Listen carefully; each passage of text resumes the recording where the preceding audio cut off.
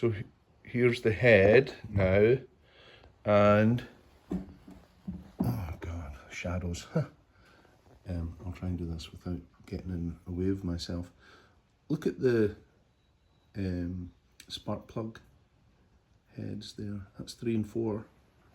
I mean, they all look, you know, way too rich. Okay, I get that. But 1 and 2, you know, look as if they would actually work. 3 and 4 don't.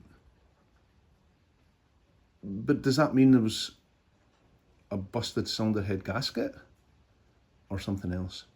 You know, I did read that the coolant jacket on that side above the oil filler sometimes leaks and you have a catastrophic loss.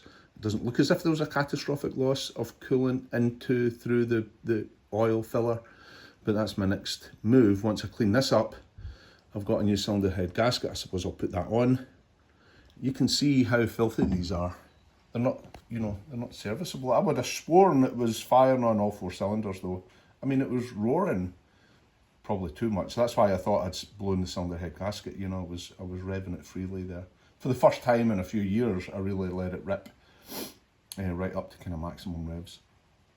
So I just assumed it was me that had busted the cylinder head gasket. Now I look at this, I don't think it's the cylinder head gasket. So anyway, if any of you guys are experts, you can bleep bloop down below and let me know what the scoop is.